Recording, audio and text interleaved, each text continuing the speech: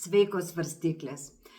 Na, tęsiasi toks neblogas metas ir vėl grįžtat į save, nervai pagrindiniai turėjo pasibaigti ir jau nuo 8 dienos jau turite tikrai klestėti savo veikloje ir matyti, kad jūsų darbo rezultatai duoda darbas duoda pačius geriausius rezultatus. Ir matot, kad nedirbat į tuštumą, ne į stalčių, kad viskas einasi kaip iš pypkės. Na, šiek tiek emocinis fonas bus sudirgęs, nes matyt kažkokių tai artimųjų problemos jūs gali jaudinti. Ir kadangi esate labai atjaučios, tai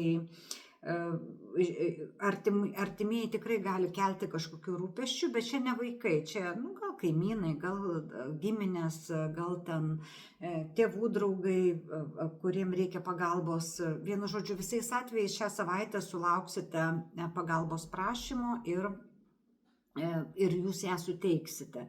Todėl reikėtų irgi išmintingai žiūrėti, kad nenuskriausti savo interesų, nes čia gali atsitikti taip, kad jūsų tas prašymas apie pagalbą ir jūsų interesai gali labai susipriešinti. Kad, reiškia, žiūrėkite, pirmiausia, noriu pasakyti, savo interesų, o po to jau padėkite pagal savo galimybės, nes čia priešprieša bus tokia.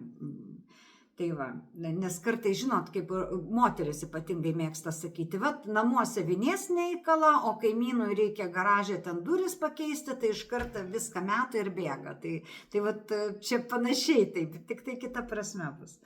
Na, dabar sveikata bus puikiai, labai stipriai jausitės, gal koks tenais peršalimo požymėlis gali būti, bet taip didžiąja prasme tikrai, net jeigu turit kažkokią chronišką ligą, galite geriau pasijusti.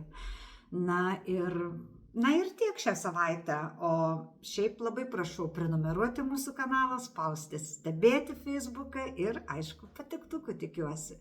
Taigi, iki kitos savaitės, ate.